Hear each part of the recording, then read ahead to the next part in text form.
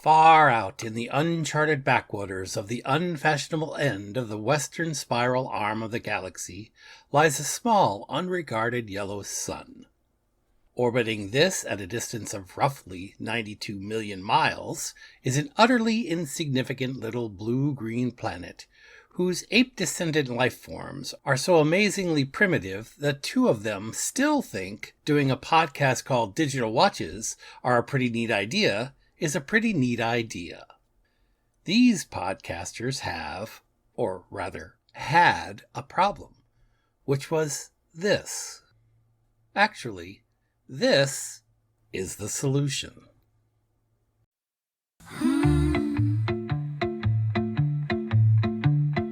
Two men, two amazingly primitive men, thought this was a pretty neat idea. They were dreamers, thinkers, speculative philosophers, or as their wives would have it, idiots.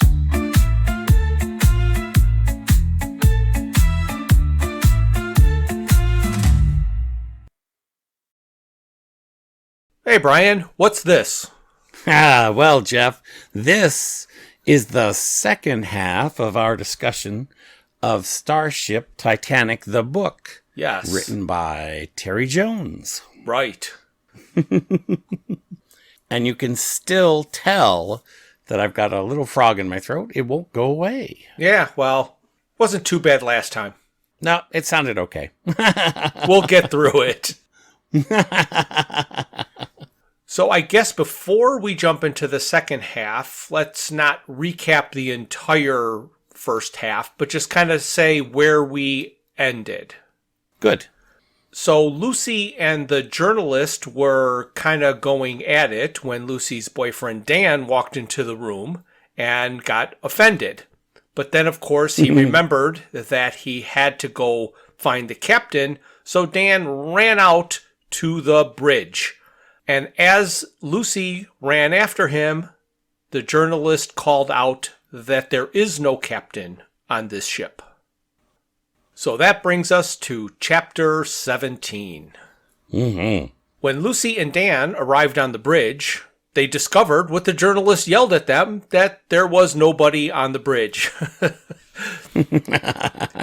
The entire Captain's Bridge was a high-class amusement arcade designed specifically to keep the captain amused during the tedium of long intergalactic flights.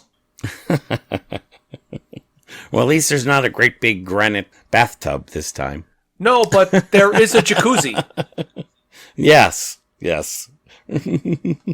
There was even a game that seemed to be based off the starship itself. What do you know? Meta, isn't it? Yes. The spacecraft was almost entirely automated and self-running. Titania made all the decisions and issued all the orders. So frustration sets in, and of course, Lucy and Dan had a lover's quarrel because of the situation they had previously found themselves in with the journalist. And after they settled things, they looked around to figure out if there was any way that they could fly the ship. They discovered that the game, based off the starship, was an actual display. It showed they were under attack. So the journalist arrives on the bridge and he explains that parts of Titania's central intelligence core was missing and she was basically dead in space without it. The ship was surrounded and about to be attacked. They were asked to surrender, but did not know how. Right. And this gave me a couple of flashbacks to one, the Vogons announcing to Earth Right. that it was over, and them having no idea, and also Magrathea, who was going to launch missiles at them. Right. For their convenience. For their convenience, yes. Well, the Starship Titanic was attacked. They were being attacked by Yesicans. And this is kind of weird, yeah. But the Yesicans are the repair people, and they repair all the damage from an attack before they attack again.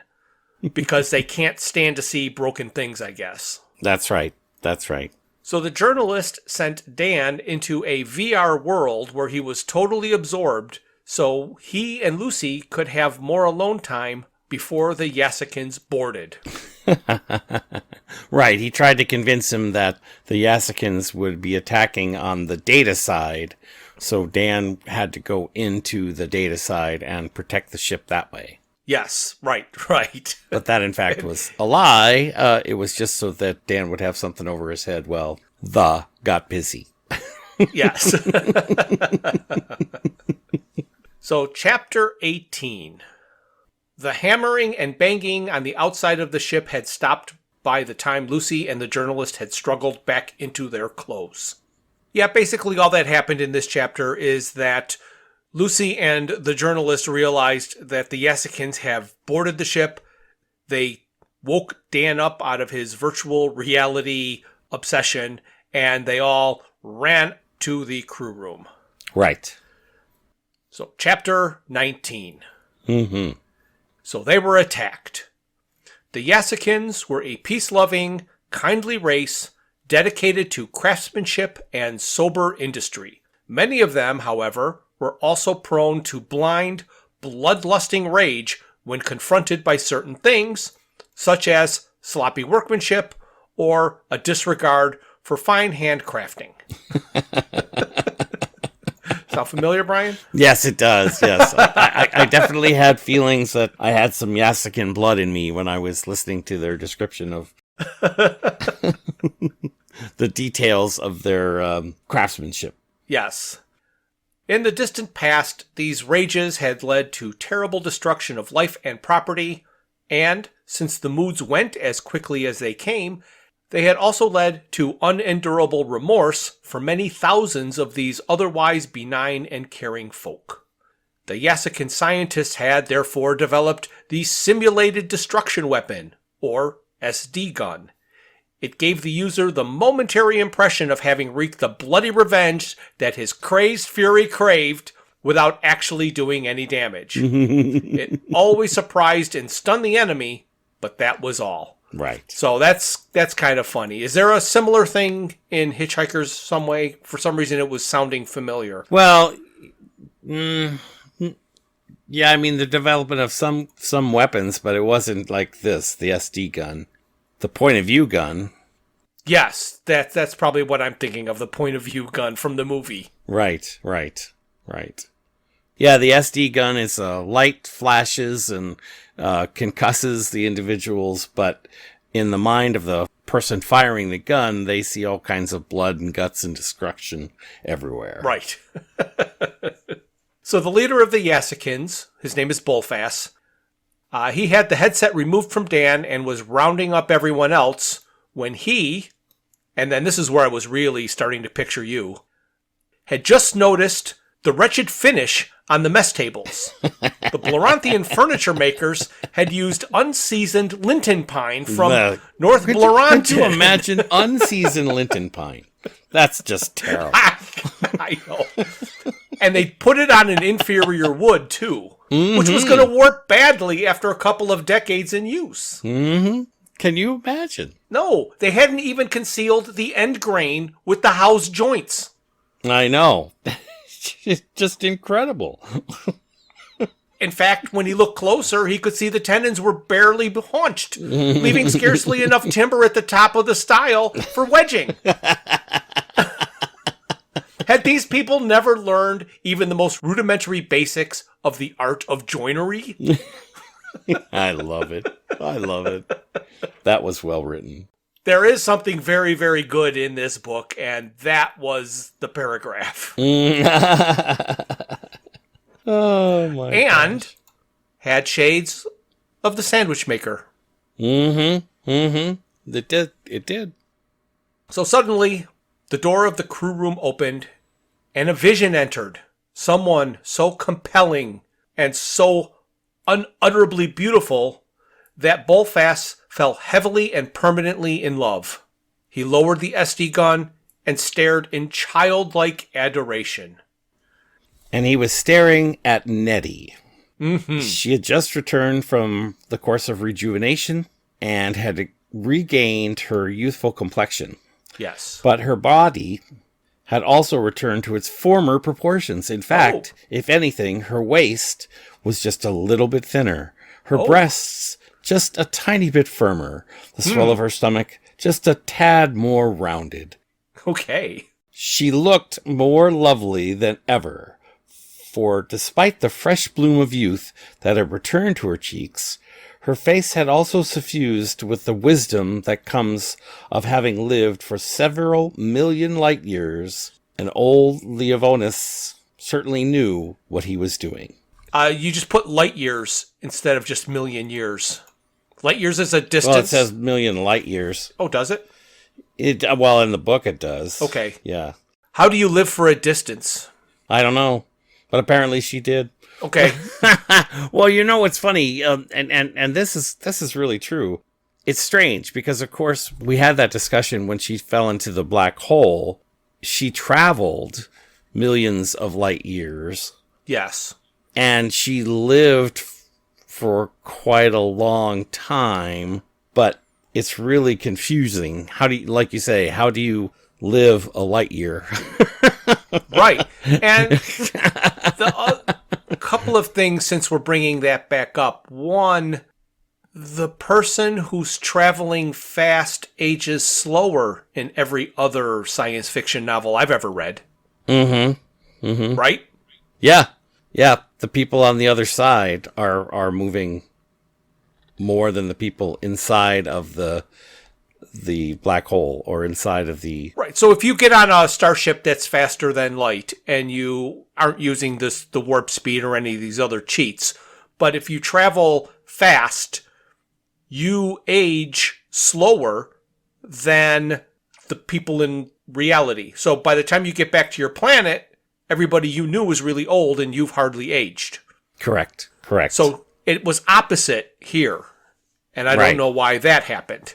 Yeah. And also this wisdom, the wisdom from living a light year or millions of light years, she lived it in a black box in my mind. Like, what wisdom did she gain? She had a lot of time to think, I guess. I don't know. Yeah, she did. She had a lot of time to think. Unfortunately for her, they weren't suicidal thoughts, I guess. I don't know. Right. Well, I guess it wasn't only the captain whose eye she caught. This is where everybody introduced themselves to her, didn't they? That's correct. Yep. Right after this, we have a list of names. So we talked about this in the last episode when we were recording. It got to this point where I could only imagine how these names were supposed to be pronounced. But you had told me that your version has Terry Jones, the author, reading off these names. Correct. So rather than us trying to read these names, we will just insert here Terry Jones reading all of these names.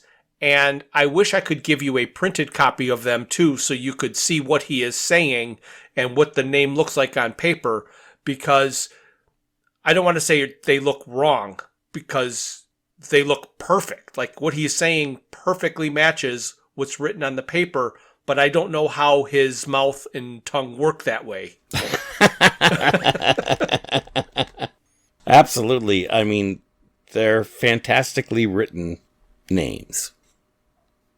And these are Corporals Yarktak, Edinbop, Ragulaitin, December, Luntpaga, Forzap, Kakit, Zimwiddy, Dutaprat, Kazintinka Rigipittle, Persian Hacken, Ruth Cleetop, Spangler Widden, Buke Hammerdorf, Bunsley Water, Brudel Hampton, Harsey Waddle, Untimpota, Gol Hollywell, Dinsey Newt, Tiddleoff, Cosimiwit, One Crocodile, Urkel Hameldrat, Inchby Wiglet, Samuel Liftoff, Buke Willie Nudgett, he's a half-cousin by marriage of Buke Hammerdorf, Barnes Pute, Spig Halliwiller, Memsy Portim, Itkip, Harlaw Freighter, Pulligit, Beakle Mensdork, Apple Saftat, Buck Humster, Rintin Eaglebun, Bootingtuck, Poodle Asvan, Sub Cretor Cattlebird. So the journalist interrupted the introductions to remind everybody about the bomb. And Nettie cleverly started the bomb counting up instead of down. So that was kind of funny. Do you remember how she did that? Yes. The bomb gets down to the number 2. And Nettie says, hello, do you remember me? And the bomb says, 1, said the bomb. And she says, how many 4s make 8? And the bomb's getting confused. Yeah. He says, no. She says, how many 4s make 8?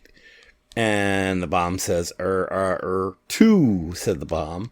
And how many 2s are in 6? 3, said the bomb. And how many times does 3 go into 12? 4, said the bomb. It paused for a moment, then counted 5, 6, 7. And she's like, well, that'll take care of him for a little while. Oh, my goodness. It's funny because I think of this bomb, and of course we deal with the bomb throughout the entire rest of the story. Right. Because it continues to exist on the ship. And I still have to ask myself, they've given this bomb a form of sentience. And I don't know any sentient creature that would want to kill itself. Well, except maybe perhaps the cows at the restaurant at the end of the universe. Right. So again, no completely new concepts, just reworkings of old.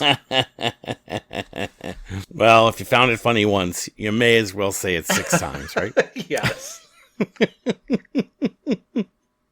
So after the bomb was redirected, Nettie explained everything to Bullfass and told him they only want to get home, and he was delighted to help her.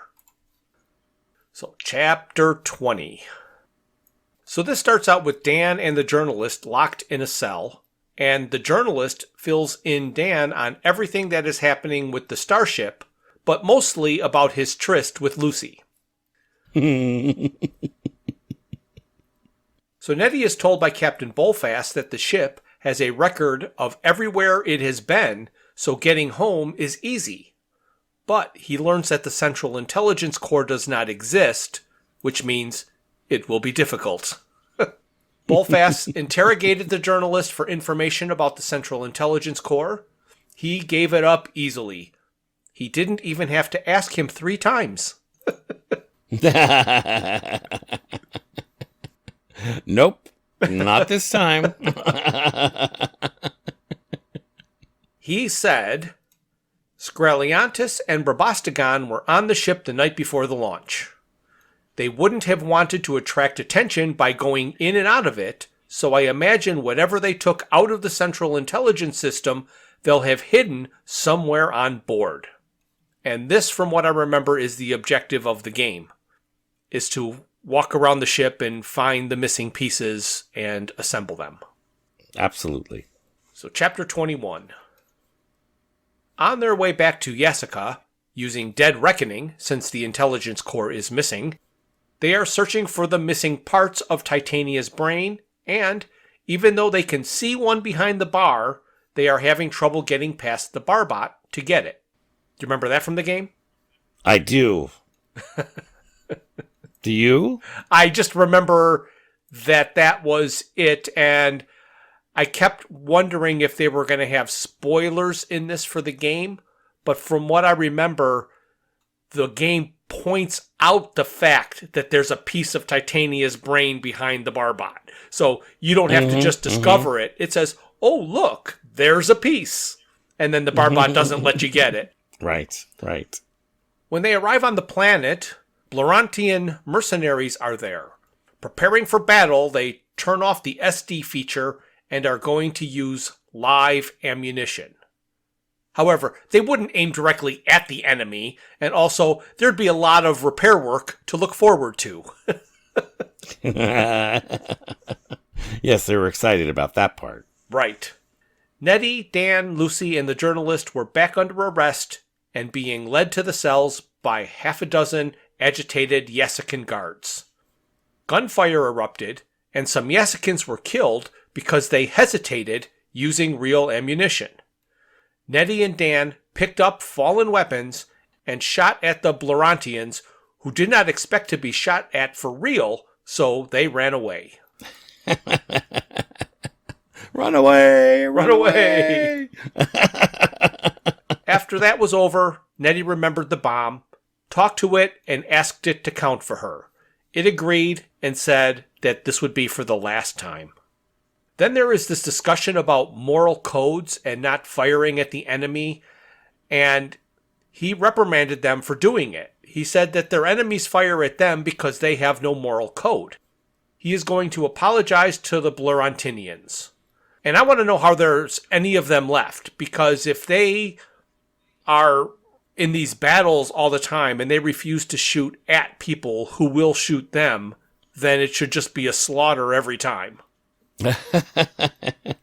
But maybe I guess it's because they're craftsmen of the highest degree, and apparently they work without pay, and they front all the materials at their own expense. At least until they bankrupt the planet, and then they have to act. Right. So Nettie, Dan, and a bomb disposal expert go to defuse the bomb.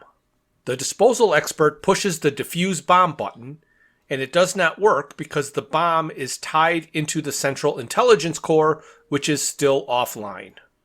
The bomb went into default mode. And here is what the manual says about default mode. Once the bomb has gone into default mode as a result of an incomplete intelligence system on the board ship, the following conditions will apply. You will not be able to reach the defuse button. You will not be able to touch the bomb or the bomb cabinet. You will not be able to do anything anymore to the bomb. So leave it alone. Don't you understand? Good.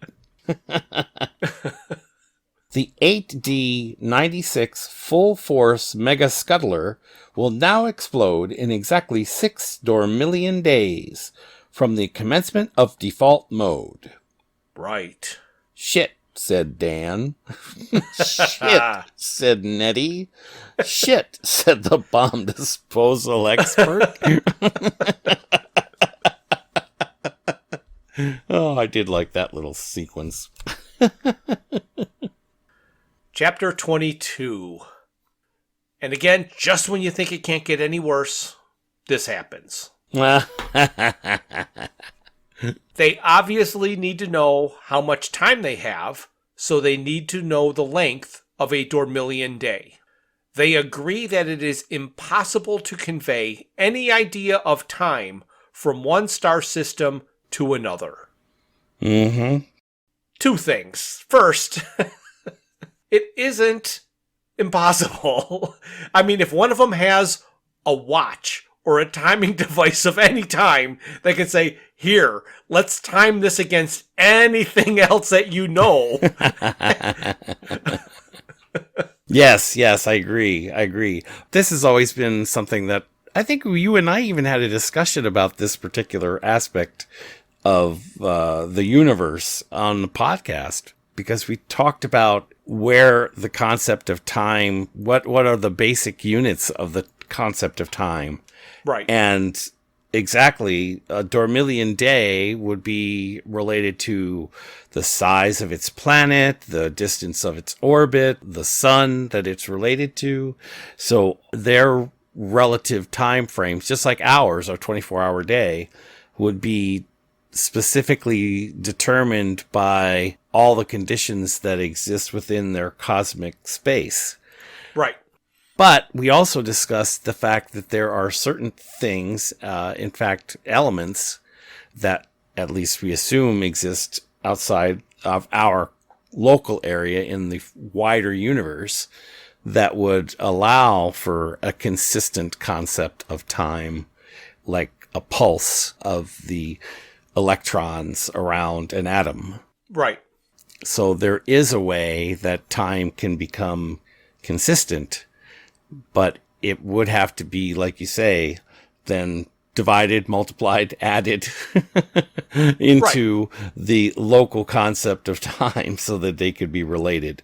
So It would be confusing if you just happen to find yourself on another planet all of a sudden. Well, one thing that we do not have, which is what you are talking about, because we don't need it, is a universal time. If That's you correct. were constantly going from star system to star system and dealing with all these other planets and all these other creatures that have all these different concepts and time because of the rotation of their planet and all of that, there would be a universal time with a conversion chart which had everybody's local time compared to universal. That's correct. It's probably in the Encyclopedia Galactica. Right, yes. Right. It would be on their phone or whatever thing they use. Yeah. Their personal electronic thingy should be able to type in a conversion using universal time from one star system to another. Anyway. Correct. But they do make a point here a number of times about the fact that the folks in this story didn't even believe that people could live on Earth or in that section of the galaxy. So even though they had French champagne. Yes, exactly. So there's definitely a disconnect here. But again, they play your favorite joke here once again. Yeah, do you want to talk about it, or do you want me just to No, read I what don't. I have? I don't have any note. But I knew you would probably mention it. Oh, yes. Oh, yeah. No worries, because Nettie figured it out. The book says, I won't tell you how she worked it out, but it was pretty clever. If you can't work it out for yourself, you'll have to write to the publishers of this book for a self-explanatory leaflet entitled How Nettie Worked Out the Length of a Dormillion Day. It's about 10 Earth days. Exactly. So, do these Dormillions sleep once every 10 of our days? Well, yeah, that's a good question. You know, That's when their darkness is, I guess. 5 days of dark, 5 days of light.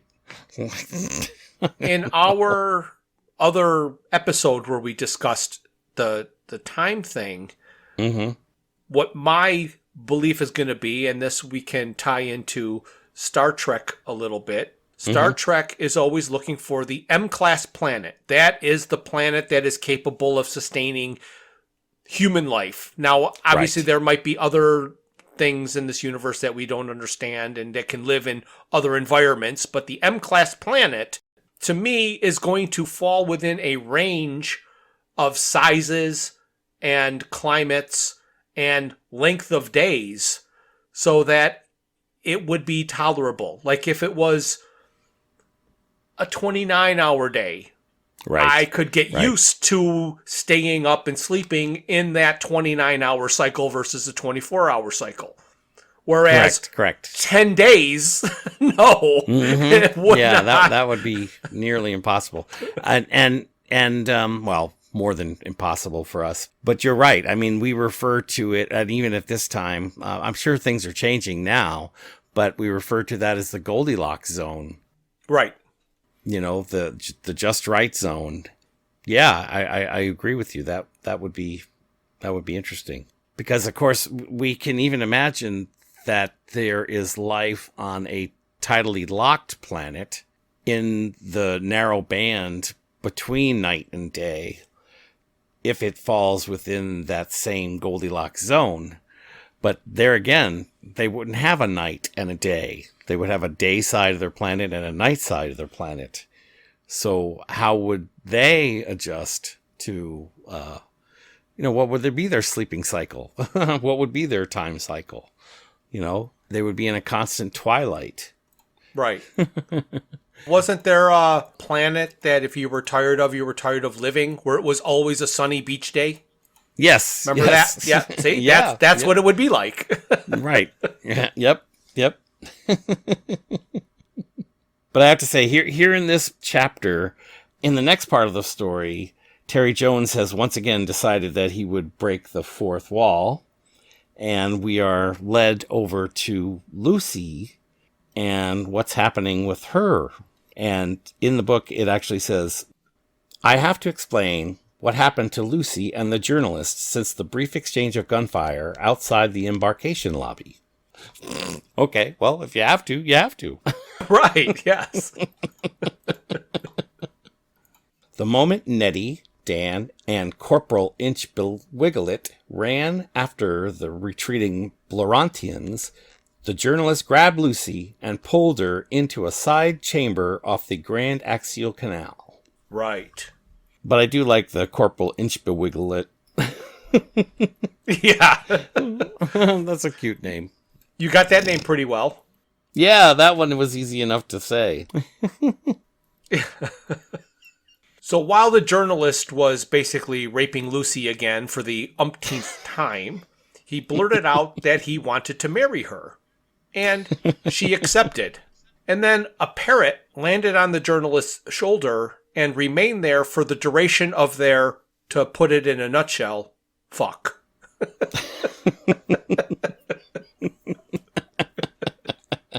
Oh my gosh. Thank you, Douglas. Yeah. If you didn't recognize that, that is a question that Douglas, breaking the fourth wall in So Long and Thanks for All the Fish, explained that he was always asked about Arthur.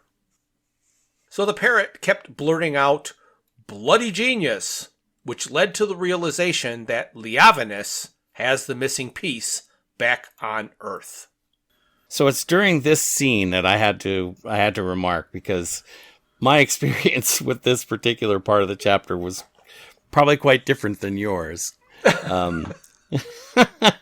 Anyway, we hear the parrot yell out bloody genius, and the captain is interrogating the parrot, trying to determine what the parrot knows and if it can be of assistance in finding the parts that they're missing. So he's interrogating the parrot's responding back and forth, and then we have, well, I'll describe it as a love scene between the and Lucy. Right. And I'm not sure how Terry Jones read it, but I thought you might be interested to hear how it was read by the automated voice in the Nook. Oh, okay. So we'll listen to that here.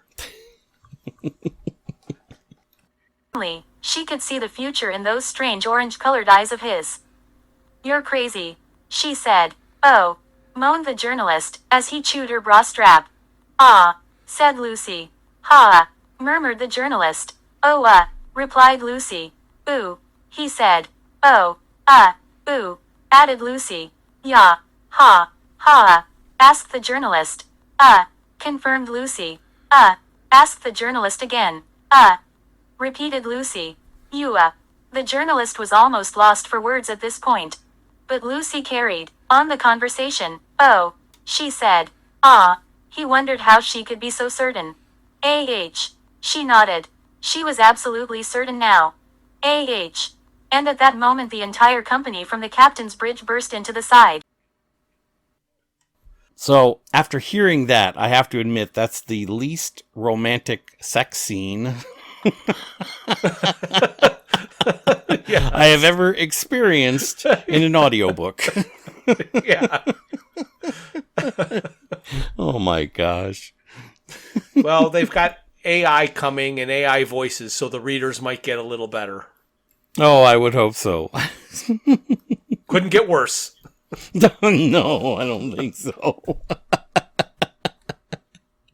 The Terry Jones version is exactly what you would expect the Terry Jones version to be. So I don't think we need to put that in here. No. All right. Chapter 23. They've landed on the planet Jessica, and they are now having a celebration party. However, Dan, Lucy, and Nettie are having their own pity party about not being able to get home. Right. And Nettie is now wearing a Yassican shift and comes up with an idea and runs off. Chapter 24. Nettie walked across the lawn and got numerous marriage proposals. When she put on the perfume she was just given, Dan turned into a sex-crazed half-wit. Nettie is looking for her handbag but cannot find it. One of the Yasikins brought it over to her, and she was appalled that he had it and was rummaging through it. Apparently on Yasika, it is traditional for the host to go through his guests' handbags and do little repairs and mending jobs on the contents. He also had the film in her camera developed, which is what she was looking for. How convenient that they even knew what it was. Yes, amazing, isn't it?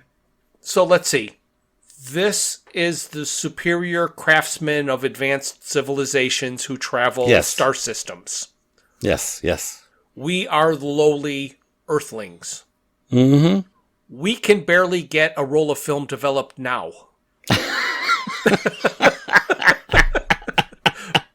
But they knew what film was. Yes, absolutely. And could develop it. Mm-hmm, mm-hmm. So we have to look forward in the future is that all of our old technology is going to be viable again because they're going to have some sort of universal thing that will convert everything. So save all your VHS tapes, people.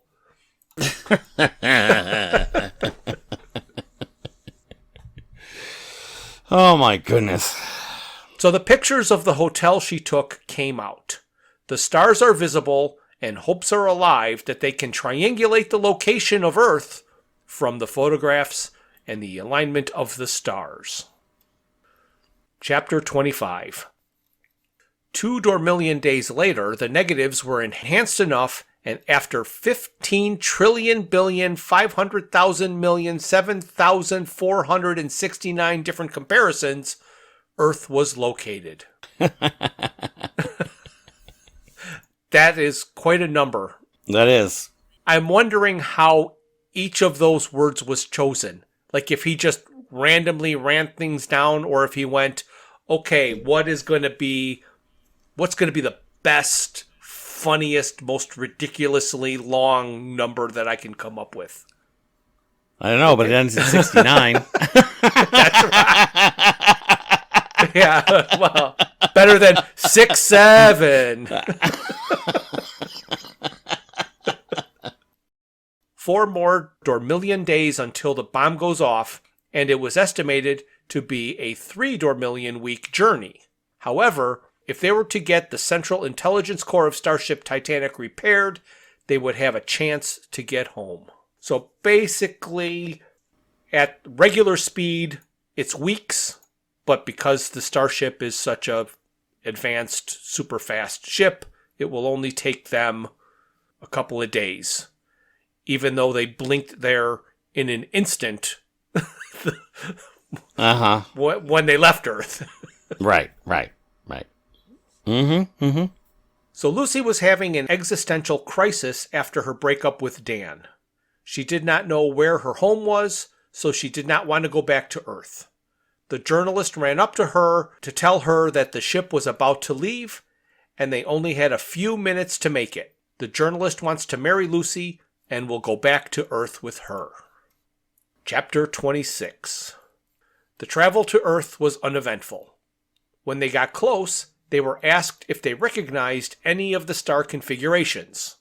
Neither Dan nor Lucy had any more idea than Nettie about the local constellations, and the navigational officer shook his head wearily at the Earth folks' ignorance and mentioned that, "Perhaps you can't see the stars from the surface of your planet," but they had to admit they could, and felt twice as stupid. Right. So, how stupid of a question is that from the navigational officer who was navigating the ship from a picture of the stars taken from the surface of the Earth, of which he just asked, perhaps you can't see the stars. No, obviously they can see the stars because you're looking at a picture. Right. So once they found the sun, they were asked which planet was Earth. And for some unknown reason, they counted in from Pluto, forgetting Uranus instead of out from Mercury. And this, to me, is where they proved their stupidity. That's right, yes. So because they skipped a planet when they were counting, the planet they were about to land on was red because it was Mars. So then they just went to the next planet. Since they have to move the Starship Titanic to a safe distance and abandon it if the pieces of the brain are not assembled, they only have a half a day to locate the missing piece. Oh, my goodness. Chapter 27. Mm-hmm. On Earth, Leavinus was arrested and was without a translator. Since his language was not related to any of the Earth languages, they deemed it gobbledygook and suggested he ought to be with his family at home or else being cared for in an institution. The greatest genius the galaxy has ever known. When Leavinus came to on the ship, he did not realize how long he had been out and charged out of the ship thinking he was still on Bloranton. In a state of shock, Leavinus opened the door of a small vehicle he happened to find parked nearby and climbed in. The vehicle was, as it turned out, already occupied. He sat there without speaking and allowed the alien to drive him to the present building in which he found himself, and which he was increasingly convinced was not a hotel. After unintelligibly screaming for a lawyer, the cops agreed that he might be a harmless, confused old man, but as far as they were concerned, it looked better for the station log if he were an illegal immigrant. They'd score a few points with the Home Office if they could get him sent back to somewhere or other, maybe Chad or Zimbabwe or El Salvador. Chapter 28. As the small landing craft came down, there were cops surrounding the old hotel, and they had to take off again. More opportunities here for Lucy to scream, so I got to listen to that. Nettie suggested finding Nigel, since he was still at the hotel when the ship left. Maybe he knows something. So they split up. Dan and Lucy were dropped off near the hotel, and the journalist and Nettie go to find Nigel. And my guess is they split up that way because the journalist and Lucy wouldn't have got anything accomplished if they were sent off in a pair. No, not a thing. Nettie had the journalist fly the landing craft a foot off the ground, hoping the drivers in rush hour traffic would mistake it for a fancy car. They found themselves in a traffic jam. Nettie eventually gave in and said, "Take her up, nobody's watching." I mean, really? I mean, know. If you're in a traffic jam... Yeah, the whole scene with the car and the spaceship and the traffic and all that kind of stuff was... Okay, whatever. Yeah. It was social commentary in a way, and it was the one funny line that I did think was interesting is that, is it the pilot says that they had this kind of problem on their planet back before intelligent life? Something like that, yes. And they discovered that the best way to handle traffic was to make sure that you could get to where you wanted to go easily and quickly. Yeah, it was funny. The journalist was complaining that the average speed was just above stationary. Mm-hmm. And he was confused that the more people that wanted to use the route, the slower it went when it was the opposite where he came from. Right. Right. Now, I couldn't even imagine how that would be possible, but I guess it made sense to him. Yes. So anyway, sure enough, the journalist gunned the spaceship and the spacecraft went up into the air and sped over the heads of the preceding traffic, and nobody seemed to notice. Again, I call bullshit. He set the craft down again in an open space on the other side of the jam, and the driver of the car that they landed in front of was contemplating his life and not paying attention, and then a sporty-looking car suddenly appeared in front of him. "Jesus!" he exclaimed. swerving involuntarily. I didn't even notice it overtaking. God, the speed some people drive at. The next time they came to a stop in traffic, they just flew right to Nigel's house. They didn't even bother following the roads. When Nettie arrived, Nigel was in bed, and this is currently topical. Okay. A girl who was actually 19 but looked younger. Things have and will always be the same. When Nigel told her the old man with the white beard was in the car, and he took him to the police station in Oxford, Nettie ran over to the bed and gave Nigel a kiss on the lips and one to the girl sitting astride him. Come on now. I mean, now you're just being silly for silly sake. Yes, yes. Chapter 29. Mm-hmm. While in jail, Leavinus came to some realizations on how much of a schmuck he had been. He realized that no one could hide behind the pretensions of creativity when people were actually suffering, maybe even dying because of it. He remembered the two cub reporters with their lovely smiles and alluring cleavages. Always comes back to cleavages. How he had felt so superior to them, how he'd believed deep down that no one was good enough for him. Now, the more he looked about himself in the solitude and misery of his jail cell, he felt he was not good enough for anyone else. The only thing he ever loved was Titania. But she is not real, was the reply that came as an answering echo as his thoughts bounced off the bare cell walls. When the journalist and Nettie arrived to see Leavinus, we learned that the simple transparent shift Nettie was wearing had a motif on the side which indicated that the wearer was unmarried and interested in proposals. So we finally learned that all of those people proposing to her were responding to her clothing. It took us 5 chapters to learn that, by the way. Not just her clothing, but the motif on her clothing that Right. basically said, I'm not wearing a see-through dress for nothing. You know, you got to see what you're buying. Everybody opens the cartons of eggs and looks in. Yeah, well, there you go. And now they come in clear plastic. So they're ahead of their time with the whole fashion craze. Maybe we'll catch up. Yeah, maybe. Nettie and the journalist are trying to find out what Leavinus did with the piece of Titania's brain.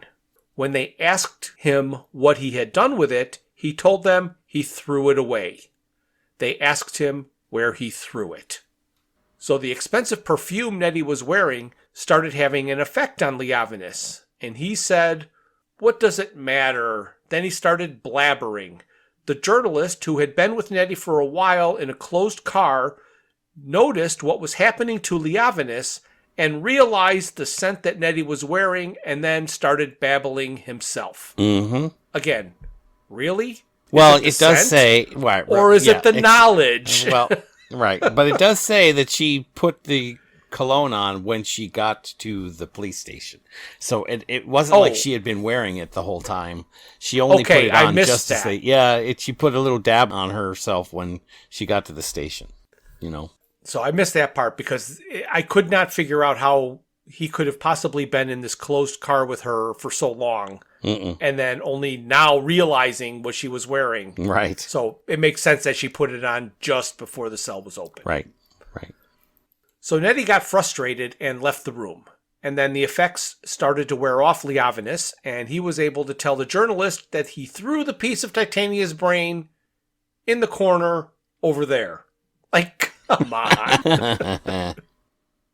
So Nettie came back with some bad news. Her watch was wrong, and it was already midday. The Starship Titanic would already be on its way to its graveyard in space. Chapter 30. Lucy and Dan had no luck in their search, so ended up back at the hotel where they were staying. They both had a mutual realization that their relationship was over when the journalist, Nettie, and Leavinus arrived. It was now about 2:30, way beyond the deadline. Nettie wanted to go where the ship was in orbit, just in case. So here was an interesting and very true observation. Even though everybody thought there was not a purpose in doing it, once they took off in the landing craft, they all felt better because the illusion of doing something, no matter how useless, is always good for the psyche. Right. And I agree. Mm-hmm. I totally agree. You got just got to do something sometimes. Mm-hmm. However, they were all ecstatic to discover the ship was still there. Nettie realized first that when Captain Bullfast said that they had half a day, he was talking about Dormillion days, and they still got 20 minutes to go. So now this has turned into Around the World in 80 Days. Right. Across the timeline. Yeah. Leavinus replaced the piece of Titania's brain, and she came back to life. And, like the book states, that, really, is the end of the story. However, it does go on. Lucy and the journalist stayed aboard as the proprietors of the Starship Titanic Hotel. I'm not sure why it will remain stationary and not remain a cruise ship, but maybe they just call it a hotel even though it's flying in space. I guess. Yeah. However it operated, Mm-hmm. Yeah, exactly. it put the Yasakan economy back on its feet in the first year of operation. You know, to answer your question, I think the idea there was they took it back to Yasaka. The Starship was unfinished. So it would probably have taken them years and years and years to put it back in the state that Yasakans would be comfortable of making it into a actual cruise liner again, you know? Okay. So they Right. probably just... Because all the work was done by the unmarried teenage mothers. Right, exactly. So they're probably redoing all the work. So it's probably constantly being worked on, but stationary there in Yasaka as a hotel. Be my guess. Right.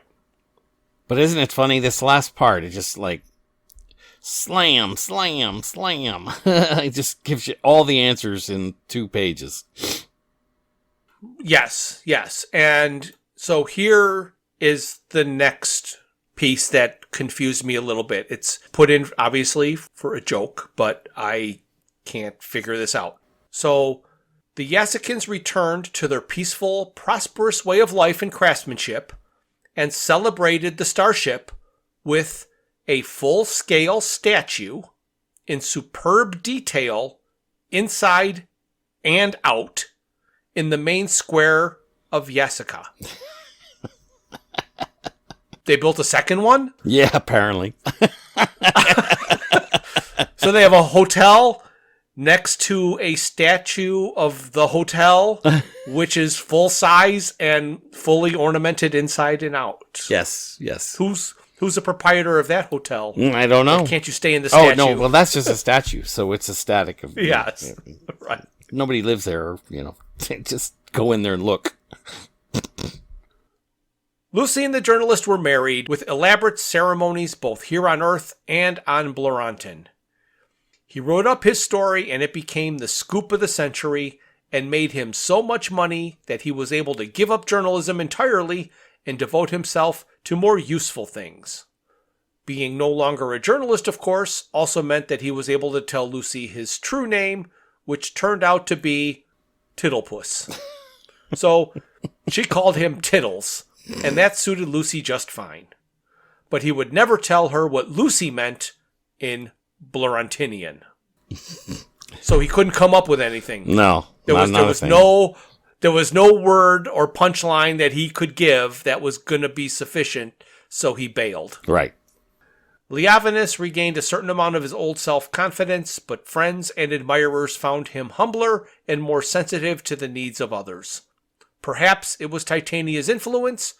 Perhaps it was the fact that his eyebrows had grown back. Nettie herself couldn't believe her luck when Lucy went off and married the journalist. She immediately felt free to propose to Dan, and he couldn't believe his luck either. The two of them became not only lovers, but best friends. Ow, I just hurt myself rolling my eyes.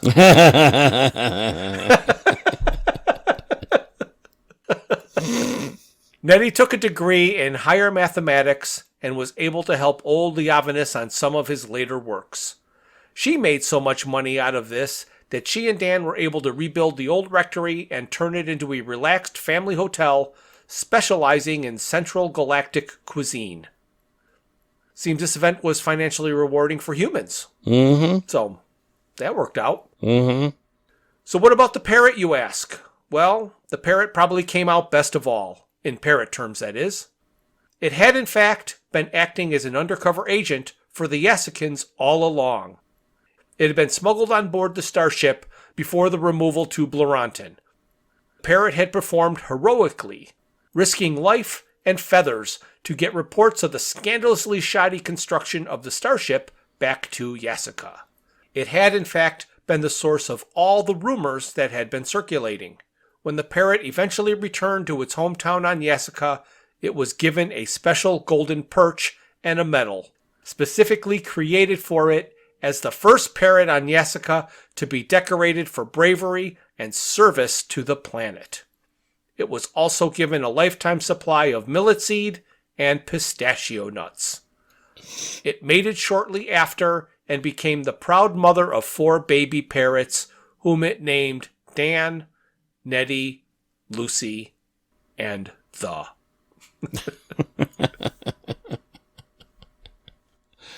Oh my goodness, we finally made it to the end, Jeff. Finally made it to the end. Yes, finally. Mm-hmm. Finally made it to the end. Right. So all in all, how would you rate this book? As something that should be read by fans or shouldn't be read by fans or... Well, that's a really good question, and I think it deserves a little bit longer answer than yes or no. Okay. So, it's funny. We do this review. We talk about all the things that happen within the book, but I want to go back to the beginning here and read what Douglas Adams wrote in The Life, the Universe, and Everything. Okay? Okay. All right, so here we go. Many speak of the legendary and gigantic Starship Titanic as a majestic and luxurious cruise liner, launched from the great shipbuilding asteroid complexes of Artifactival, some hundreds of years ago now, and with good reason. It was sensationally beautiful, staggeringly huge, and more pleasantly equipped than any ship in what now remains of history. See page 113 on the campaign for real time. Right.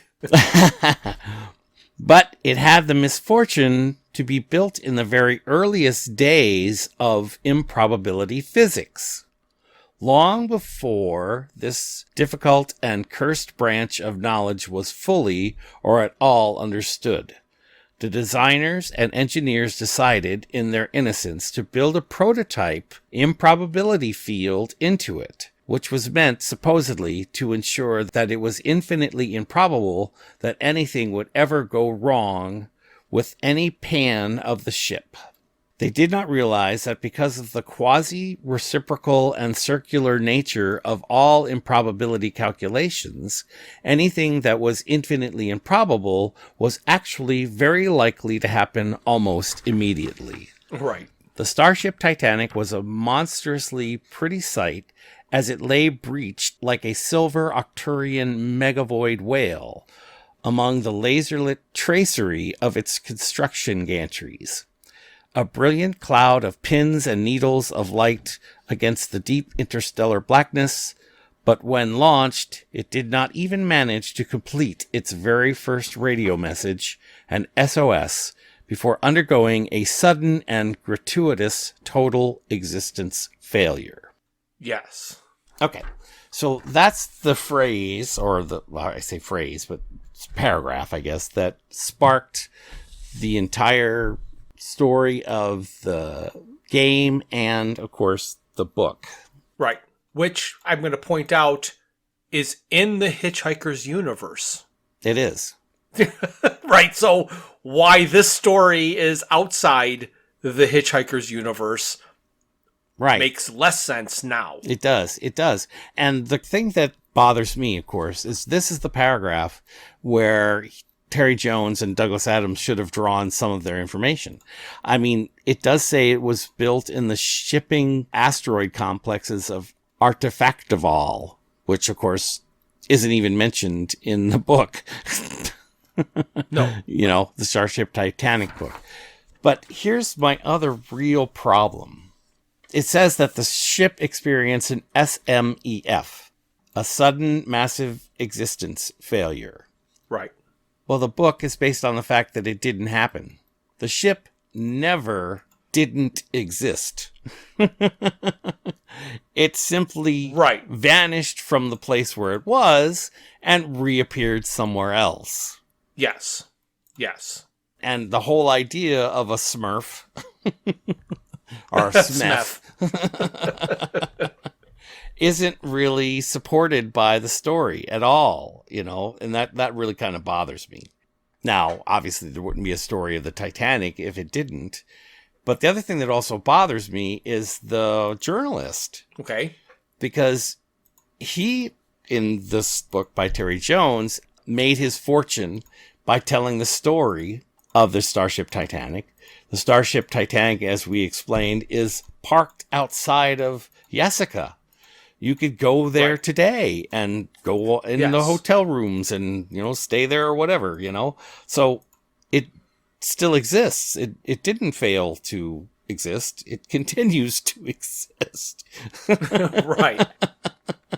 They didn't put the second part of the paragraph that says, it turns out we only thought it suffered an existence failure where it only jumped to the other side of the galaxy.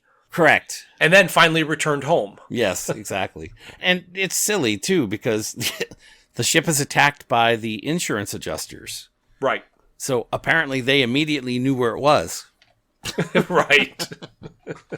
So it didn't fail to exist. They knew where it existed. They were after the money that they were owed, you know? Right. Anyway, a little frustrating that the story, you know, in order to make a story, they had to ignore the source material. Right. However, they could have put the addendum that I jokingly said about they just thought it was an existence failure. Right. They could have. Because in the book, it says something like, as the ship left the dock, it suffered a SMEF, spontaneous massive existence failure. Yes. It could have then gone on and said, however, it only jumped to another part of the galaxy or something like that. They could have put the caveat right there, because if the ship just suffered an existence failure, how are you continuing to write about it? Exactly. But what I do like is if you play the game, you're the only one on the ship. So you're the only one who knows where the ship is. Right. So its existence is only in the area where you interact with it. So, you know, I do find that enjoyable. I remember that aspect of playing the game, that it's outside of existence as we know it, but we, as the player, are in it. Right. You know, so not having a journalist who makes his fortune telling the story, or, you know, it parked around a planet at the end where you can go and stay there for funsies, would have made better endings. I think there could have been better endings for the ship. Yes, I agree. Definitely. But I guess so it's an interesting question of whether or not I would recommend the book. Yeah, that's an interesting question. What's your opinion? We were talking before about possible subjects to tackle, and one of them was going to be about, would you rather have expansions on properties you like, even if you're disappointed with them, or nothing ever and let them be and just do reruns? So right. This is an expansion. Even though it's not in the universe, this is an expansion of Hitchhikers, and it is a Douglas work written by Terry Jones. And being friends, there's no way he could say, oh my God, Terry, what the hell did you just write? Yeah, he does nicely say, this is nothing I would have written. Right. And it's funny because as I'm sitting here, I'm thinking to myself, yeah, there could have been another caveat written at the beginning of this book saying something like, meanwhile, in the universe next door. Right. So it could have been, it could have disappeared from this universe and shown up in another universe, parallel, similar, but a different universe, So I do like that idea. And to make myself happy, I'm going to live with it. Yes. So I err on the side of experience as much of properties and stuff that you like, regardless of the outcome. But don't be offended by them or say they never should have happened. Right. Be happy somebody tried. Exactly.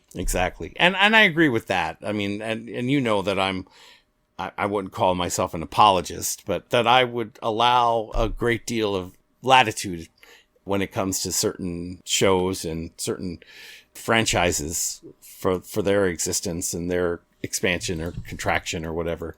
So in that respect, I did enjoy reading the book. But to be honest, I probably would have enjoyed it more if I could have read it for pleasure rather than for the podcast. Right. Because that gives it a different flavor. We're here to understand and dissect, Yes, there's a big difference between just reading something and letting it wash over you versus reading something and scrutinizing every word.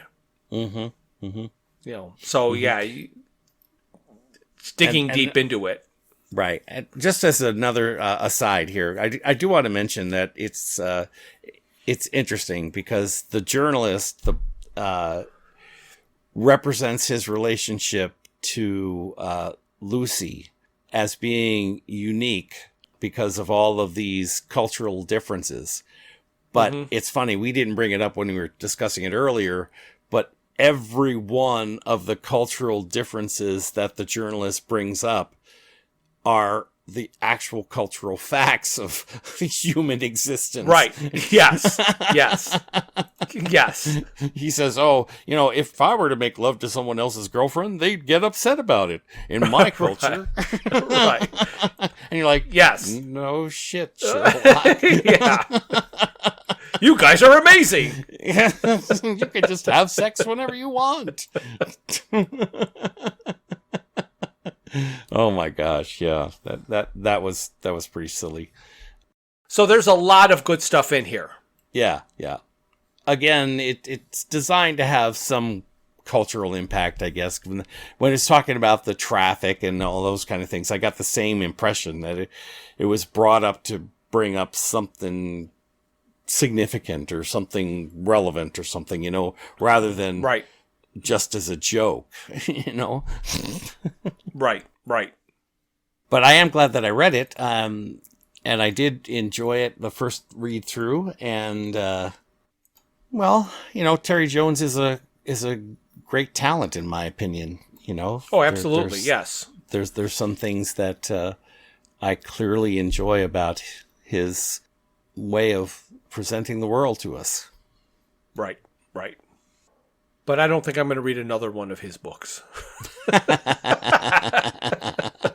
Well, frankly, I haven't even looked that up. Have you? Has he written? No, other I books? haven't. No, not for the sake of the podcast. Well, for the sake of the podcast, can you guess what we're going to do next? I can't. Well, Jeff, what are we going to do next? I think we're going to do a little bit of cleanup, and we are going to jump back into the comic book world because in the last series, the Salmon of Doubt series that we did, there were little after pages of the comic that weren't related to the story that was being told, but were related to the TV show that was about to come out. Gotcha. We are going to do all the pages from the end of the issues that relate directly to the TV show that we reviewed earlier. Right. Well, that'll be fun. I mean, I did see them as we were reading through some of those comic books, so I'm looking forward to adding that to our discussion. Yes, and then we will be done with comic books, because I have no idea that there are any others that we have not looked at yet that involve Douglas Adams. Well, you never know, but I'm assuming the same as you, that we have done a thorough search and have found no others to be discussed. Correct. And now that we know what we're doing next time, I guess I have to say that this is the end. Thank you for listening to this. A new episode is released on the first Thursday of every month. Visit our website at digitalwatchesareaprettyneatidea.buzzsprout.com. While there, you can find links to all of my Hitchhiker's Guide to the Galaxy inspired t-shirt designs. You can contact us via email at digitalwatchespodcast@gmail.com. You can find us on YouTube and Facebook at Digital Watches Are a Pretty Neat Idea. You can message us on Twitter, or should I say X, at Watches Idea, and our Instagram is Watches Idea Podcast. This has been a Fruits for Thought production, darling. This has been a Fruits for Thought production, darling. This has been a Fruits for Thought production, darling. This has been a Fruits for Thought production, darling. This has been a Fruits for Thought production, darling.